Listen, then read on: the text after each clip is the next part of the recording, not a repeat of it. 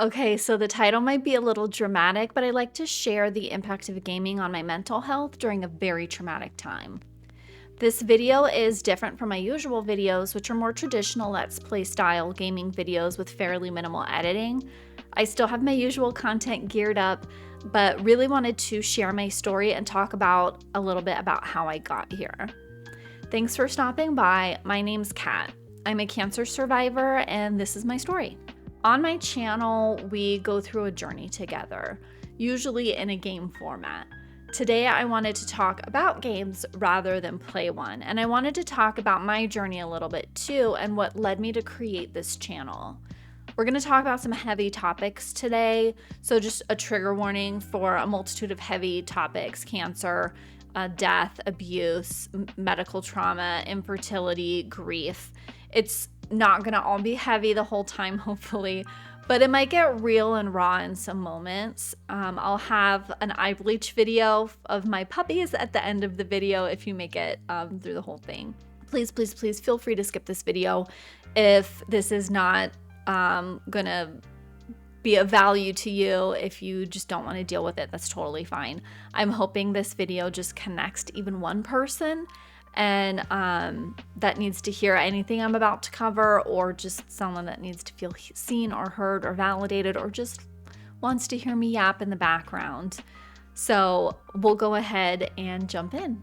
About 2 years ago, I was diagnosed with not one, but 2 different cancers.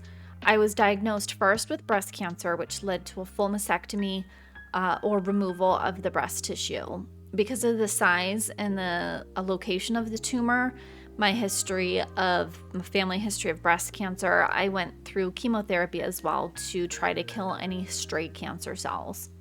Prior to chemo, I went through IVF fertility treatment to freeze some of my eggs, as my partner and I don't have kids yet, but we planned on it.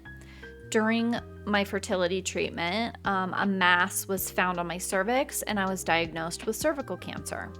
Cervical cancer and breast cancer are usually not linked. They don't think it was linked and think it was just 2 totally different cancers that were in my body at the same time. I had this cervical cancer or HPV vaccine as a teenager, so this was a total surprise. I always went to my preventative appointments. I had normal pap smears, which test for abnormal cells. So this was just totally unexpected. I did not even realize. I knew it was a very, very slim chance of getting cervical cancer if you've had the HPV vaccine, but I didn't realize that the HPV vaccine really, at the time, only was for kind of the 2 or 3 leading HPV strains that can lead to cervical cancer. Not to say, still, please, please, please, I'm a big proponent of getting your HPV vaccine, just preventatively. Your body, your choice, but regardless, I still would have gotten the HPV vaccine if I knew what would have happened. After I finished chemo, I needed to let my body and my immune system recover for about a month before I had a radical hysterectomy, which removes the uterus, the cervix, the upper vaginal canal. Due to my breast cancer history and the type of breast cancer I had, we also removed my ovaries to stop the production or to reduce the production of estrogen, which is what the cancer cells kind of fed off of in my body. This effectively removed all fertility for me and put me into medically or surgically induced menopause. I'm on hormone or estrogen suppression therapy currently for the next decade or so, and just to continue to starve any breast cancer cells that might be lingering in my body. Then, as if this wasn't enough, about 2 weeks after my hysterectomy surgery, my dog, who was about 14 years old, had a stroke, and we needed to say goodbye shortly after. I was still very, very weak, walking with a cane, and it was very, very difficult for me physically and mentally.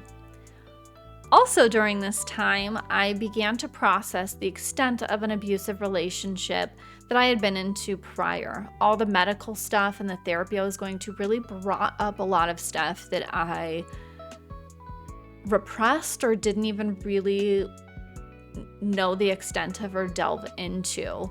and being in a healthy, functional relationship now made me start to explore the extent of the emotional and psychological abuse that I experienced, and made me start to want to react better to things and just be a better partner and a better person. And I didn't always understand why I had certain feelings or why I had certain reactions that didn't always feel like they met the moment appropriately. So all of that was a lot. I'm dealing with 2 different cancers, the loss of my fertility, psychological, emotional abuse, trauma, and lots and lots of grief on all ends, not just losing my dog, but grieving the loss of my fertility, grieving the loss of my life and what I thought it was going to be. It was a lot. And through all of that anxiety, the waiting in lobbies and exam chairs, my feet up in these stirrups, waiting for results or for machines to start or be ready for medicine and for poison to course into my body, the recovery days where I couldn't get off the couch in 3 a.m., nights where I couldn't go to sleep or my brain just wouldn't shut up. I had games. I had my loved ones, I had my support systems, which I'm so grateful for, and I had so many people step up and help me out through really, really the worst time of my life and helped sustain me. But we're here to talk about games specifically.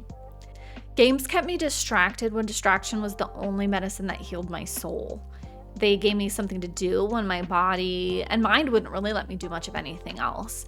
Gave me goals when my only real goal was to make it through the next minute, the next hour, or until I could just go back to sleep or go take a nap. My eyes hurt, my bones felt like they were cracking from the inside sometimes. I was weak. I couldn't read books.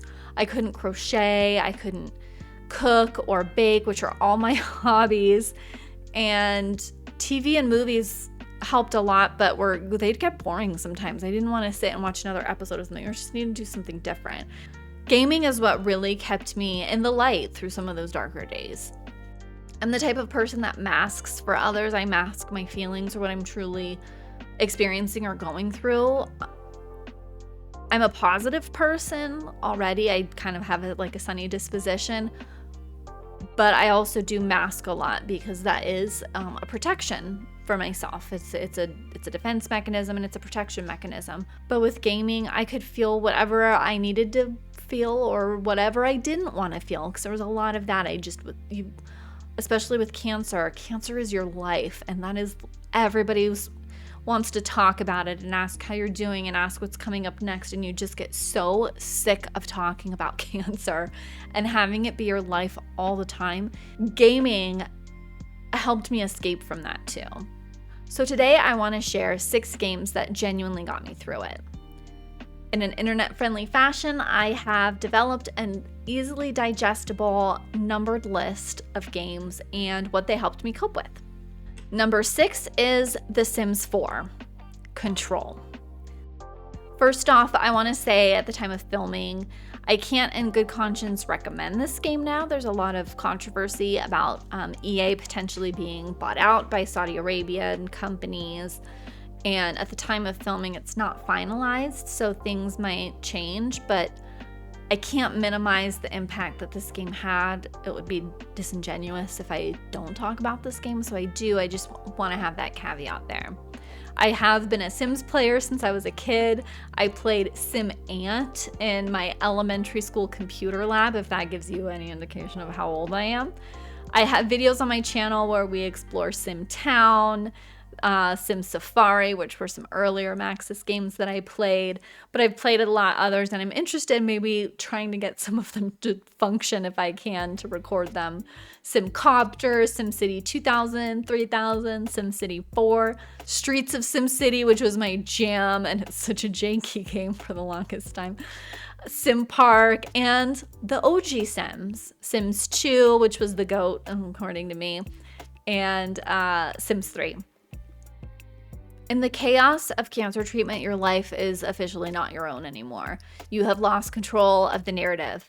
My life was just getting to the next thing. Lots and lots of waiting around in doctors' offices, waiting rooms, chairs, waiting for results or waiting for somebody to call me, waiting to just hear what the extent was. How bad was this that we were looking at, or was it bad at all? I didn't always feel like my body was my body anymore, like I had any sort of agency over it. I had, especially with the cervical cancer, I had really invasive exams and strangers poking me and prodding me and putting things in intimate places that was uncomfortable and painful, and sometimes filled me with such shame, even though I didn't need to. It wasn't my fault. I've been naked or half naked in front of so many people at this point in a medical setting that I really felt like I had no dignity left, and I would even joke about it. Decisions don't feel like decisions or choices, even though they technically are there. I could say no to treatment. I could say no, or let's try different things. I could decline it or minimize it. But I wanted to do what my expert medical team, that this is their life, this is what they do, I wanted to do what they recommended. And there really is not a lot of options. I mean, there's treatment or there's no treatment. I could choose not to have treatment just to have a choice, but I wasn't going to do that. So even though I technically had a choice, it doesn't feel like I have much of an option. I was scared and I was tired and I felt so alone, even though I wasn't alone. I felt like I had no control over my life. I'd also lost control over my future. After my hysterectomy, I was infertile. I don't have the ability to carry children. I wanted kids, and especially wanted to have my partner's kids. I love him so much and was so excited to see what our kids were gonna look like and be like. I dreamed about being a mom my whole life. I just never had a partner that I felt safe having a child with. And we were really waiting for that right time. We were waiting. He's in graduate school right now, so it really wasn't an amazing time. That's been a really, really tough thing for me. I had that control over my body and my life previously, and it was taken from me. This piece is probably the deepest pain that I experience. It will never go away. And I grieve it in big ways or small ways, almost daily. I love babies and I love kids, but it's just too painful sometimes for me to be around them still. I'm gonna leave this in. I'm not gonna edit out and try to do a better take, because this is the real part of it. I have a script and I'm trying to follow. I developed a script, but that's to keep me going through what I want to get through. But this is the real part. Sorry, I'm gonna be sniffling for the rest of this now. Oh, I'm gonna be so congested through the rest of this now. Okay, we can do this. You got this.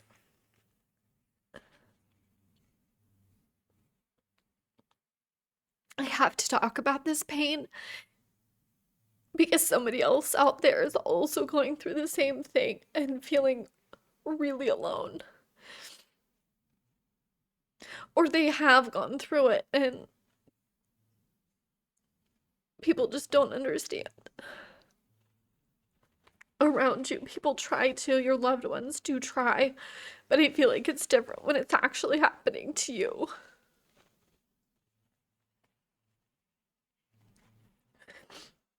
I tell people all the time, I take the breast cancer all day, every day over the cervical cancer. That one was the one that broke me.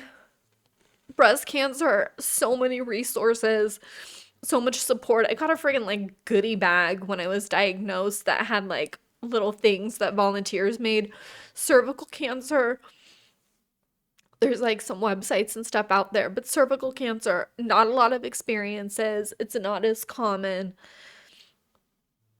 And it was just so much harder to go through. It was so much lonelier. So if you're going through something, any sort of cancer or medical thing, or not even medical thing, grief, anything, if you're going through a tough time, I'm sorry. Okay, let's get back to this. I think that was the toughest. I think that was the toughest part. I think the rest of this will be easier for me to get through. I'm gonna do puppy therapy. Oh my god. Oh my gosh. Just calm down. She just had kind of like a Kong ball and she's like going nuts. Can you just hang on for a minute? Oh my goodness. The Sims handed me lives that I was in complete control over, and if I got tired of one, I could switch it around and experience different lives. I could build or decorate a house exactly the way I wanted to, or felt that suited them the best. I could give a Sim their dream job, a family, or choose for them not to have a family. Give them pets or hobbies, a whole existence that was perfect or chaotic or just normal. Unlike previous iterations that had a bit more scripted events or unpredictable things going on, which is amazing and I love that, Sims 4 really is leaning more into like the dollhouse simulator. I love the previous games, but they are dated and have their own limitations, and there's certainly, you know, Sims 4 is not a perfect game whatsoever.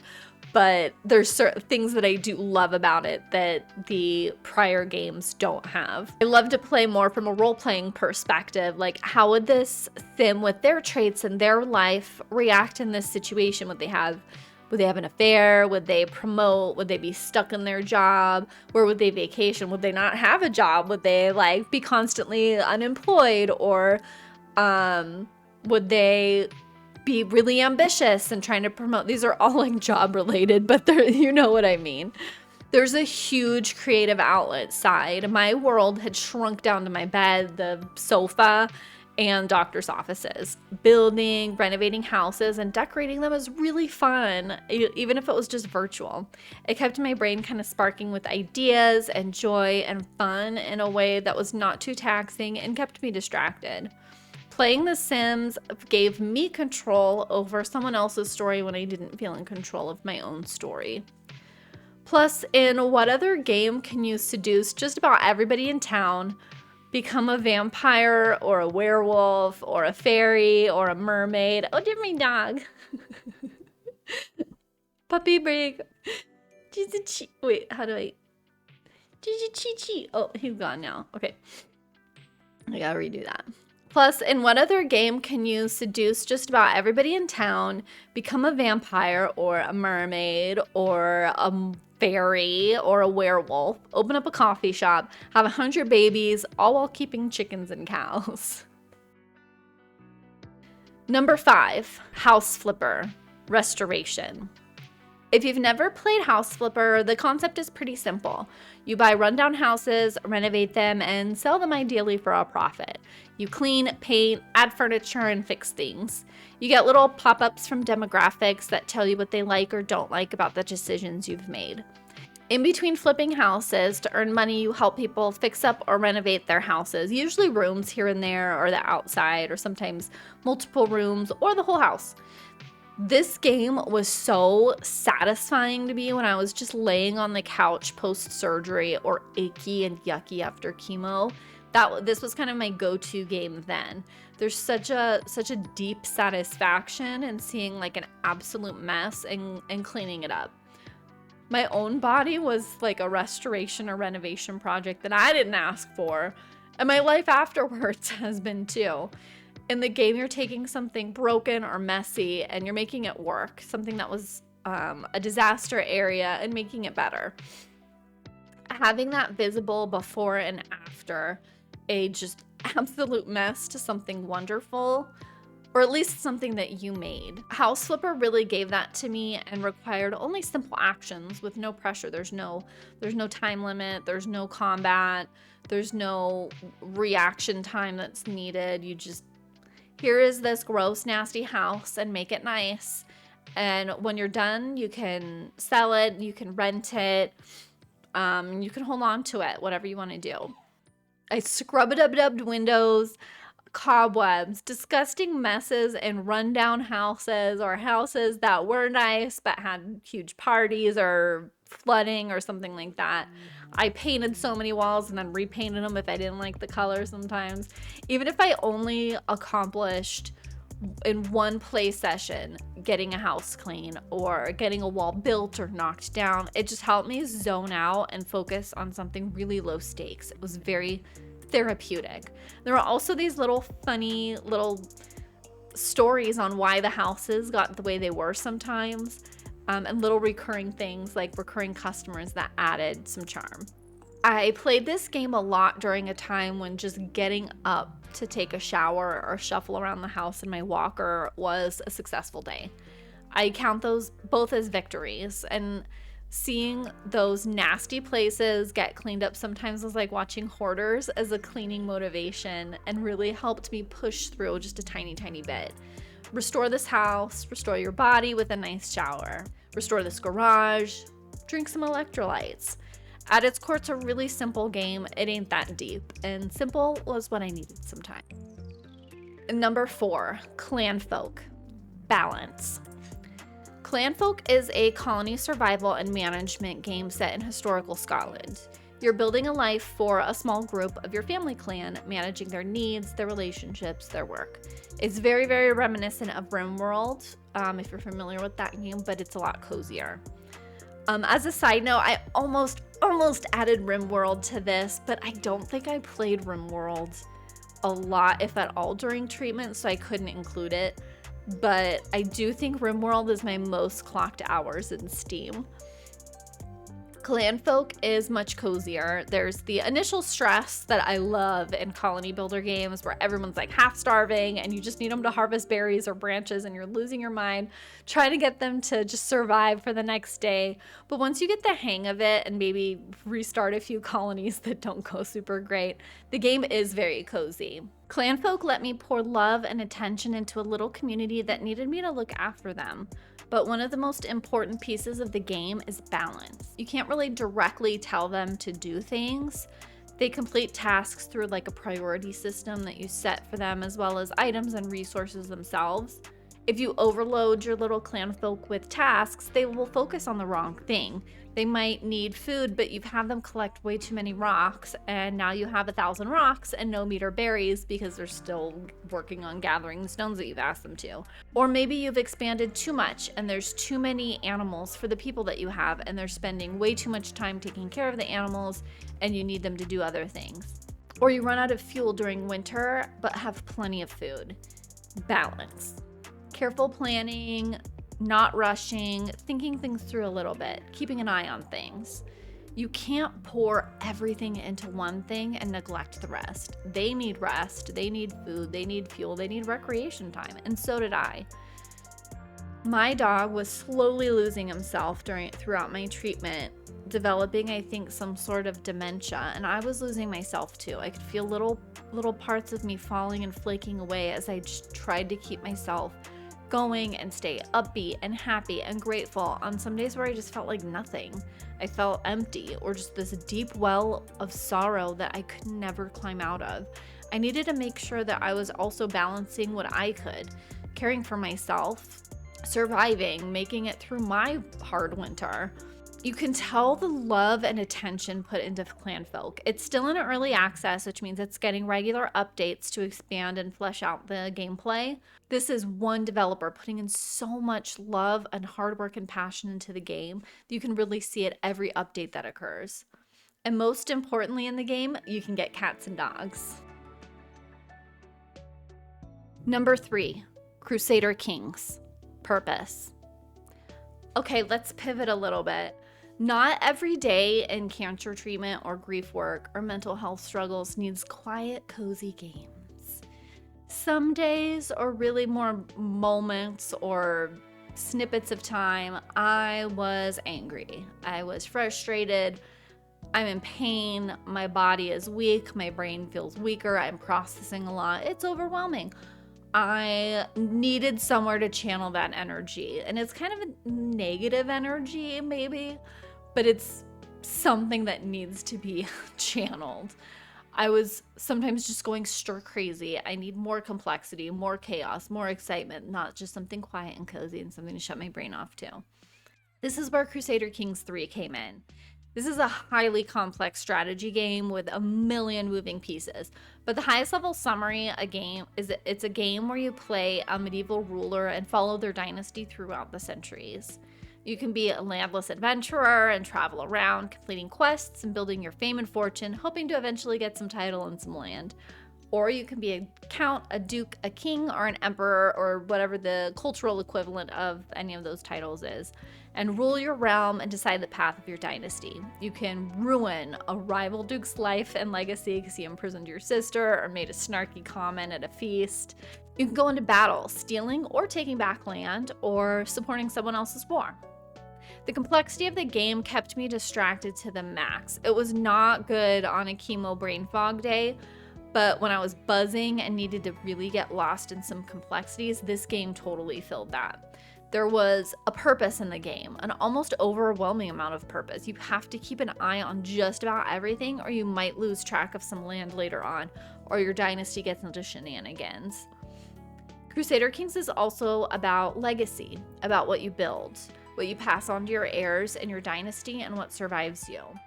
And that theme hit differently when I was confronting some very real questions about my own life. What am I leaving behind? What is my legacy? What is my purpose? This is a question that might pull at us all, regardless of going through something traumatic or not. I started this channel not to become famous or quit my job to do YouTube full time. Don't get me wrong, I wouldn't turn it down, but I don't even do what's recommended right now. I do generally old school style Let's Plays, which are constantly being called dead or oversaturated. I don't have the best equipment, and I don't really chase trends or even play like newer trending games very often.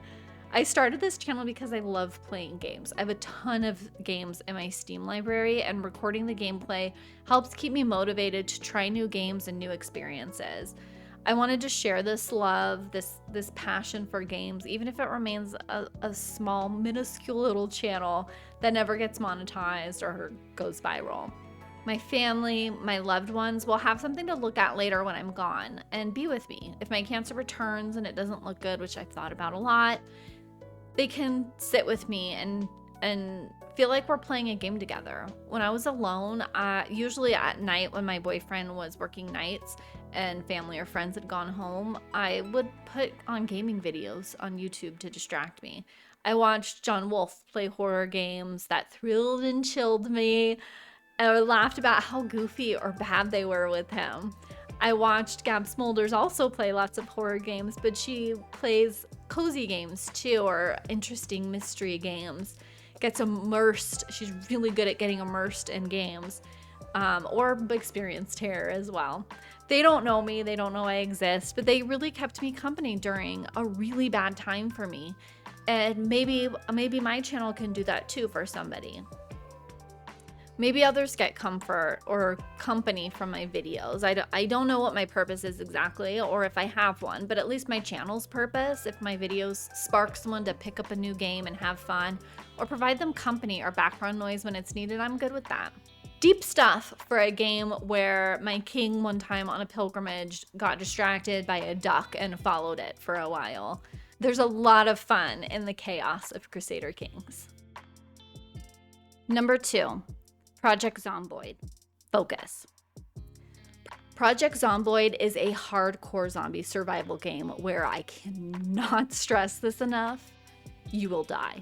The game even says on the startup screen, this is how you died. There's no winning, there's no end game, there's just surviving for as long as you can. When you're really going through something, barely surviving in life is very relatable. There's something weirdly freeing about a game that is upfront about the fact that things are hard and survival is not guaranteed, that you will die eventually, but every day that you make it is a win. Every time you find food, find a decent base, or dip out from a giant horde and see another morning is a win. With Project Zomboid, I am on edge. It requires focus. It needs attention and sometimes provided the best break from my life. I'm hyper focused on surviving in the game and not spiraling about a million things going on outside.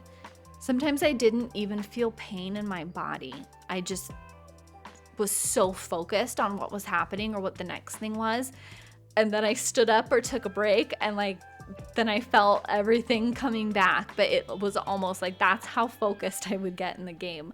If you play this game seriously, set some pause reminders or on your phone, make sure you stop and get water and do stretch breaks. I'm serious. At least for me, I get really sucked in. It's just about dealing with the next minor or major problem with the side of trying to do some long-term problem solving. Be present. Be present is the big thing in Project Zomboid. The most common way that you die is your own hubris. Sometimes there's bad luck when you open a door and there's 15 zombies behind it. But more often, you're going to take on too many Zeds at once, forget to check a corner, or driving too fast, or you turn your back when you shouldn't. Be patient and take things slowly when you can. Rest, listen, plan ahead. Don't take unnecessary risks. Rest especially when you need to rest, and focus. Treatment and the grieving process also helped reinforce those same things. Project Zomboid just really helped slap me in the face with those lessons. You will die. Just maybe try to enjoy the journey while you can. Number 1, Fallout 4, Resilience. And at number 1, a game I can come back to again and again, Fallout 4.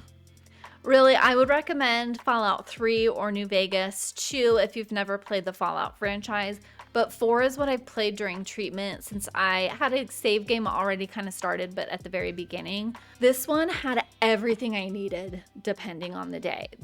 You want cozy, you've got settlement building. You can build settlements in the game, you can clean up bases, collect junk for materials, wire up power, get things planted, get water to your people, get people. The same creative kind of in control energy as The Sims and House Flipper, but with a post-apocalyptic aesthetic and occasional base attacks to keep things spicy. When I needed to blow off steam or focus on something, the Commonwealth is full of things to shoot, stab, or bash. I could go easy, find some weaker enemies, or really try to punish myself with some tough enemies. Sometimes you just need to watch the world burn a little bit virtually. But the biggest reason Fallout 4 is number 1 is the world building itself.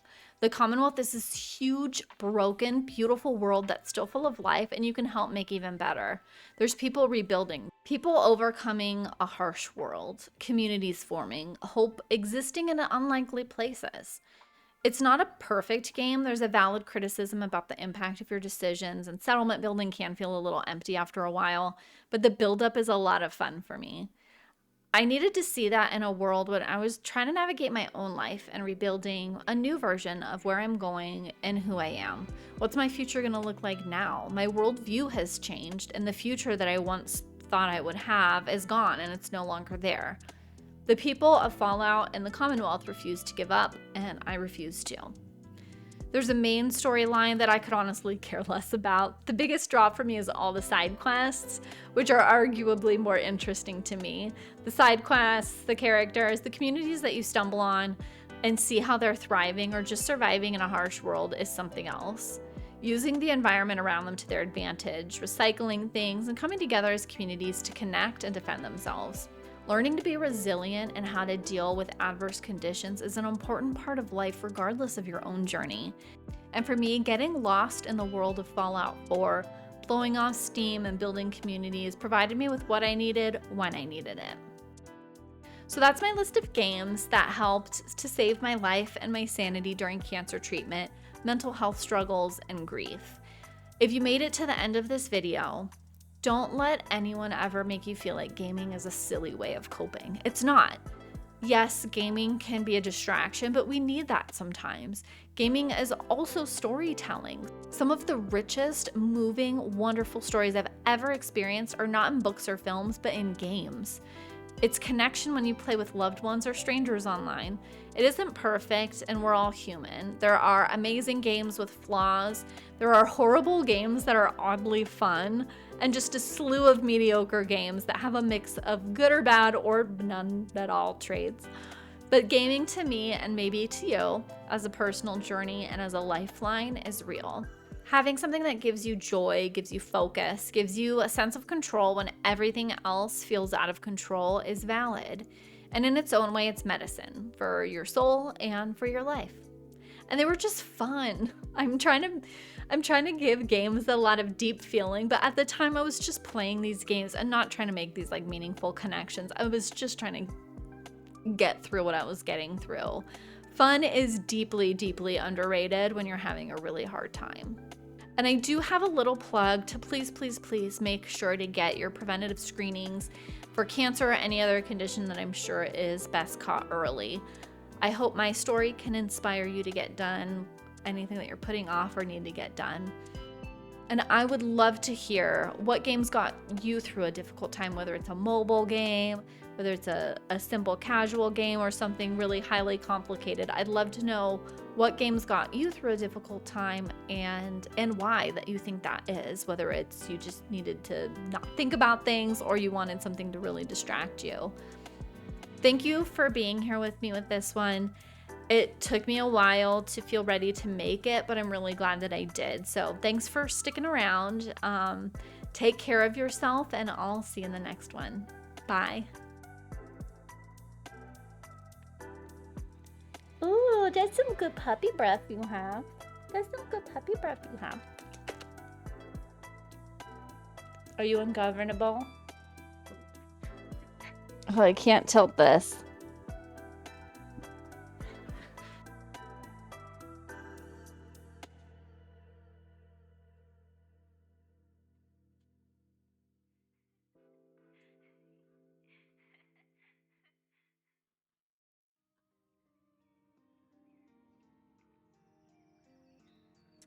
Okay, we're gonna try to just record through this since they're entertaining themselves. If you hear background sounds, the dogs are playing. I'm just letting it go. It is what it is.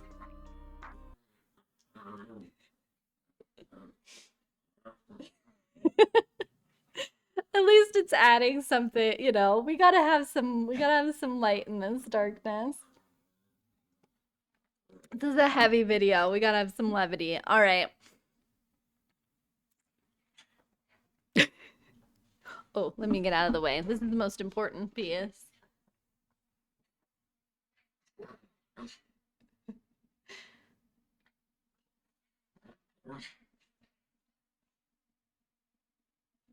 Get her, Remy.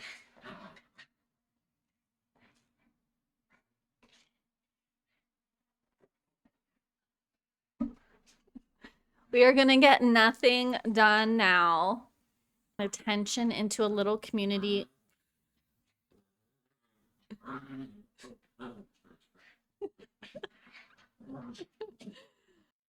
I want to just record and be done with this because this is a hard thing for me to record and talk about this whole time, but I want to let them play because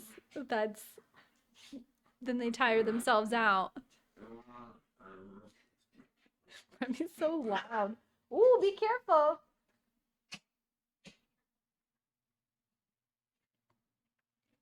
You know what? We're getting Clanfolk like be loved boy.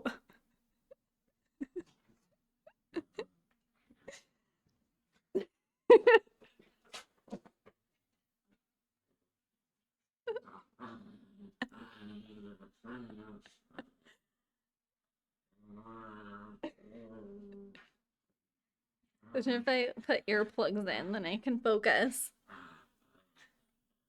can't really directly tell them to do things.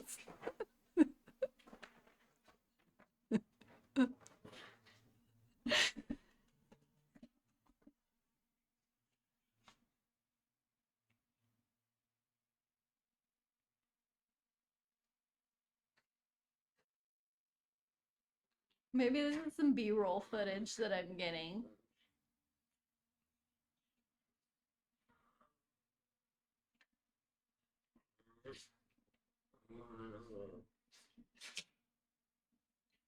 You see my finger? Okay, wait. This one's This one's Sissy. We call her. We're named Luna. The little one. He's the older one. This is Remus. So Luna and Remus.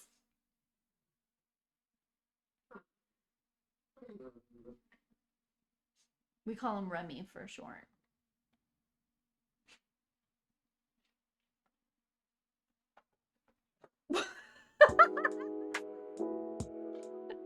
That was the goofiest jump I've ever seen in my life. All right. Oh my God. Let's just be done with this. Okay.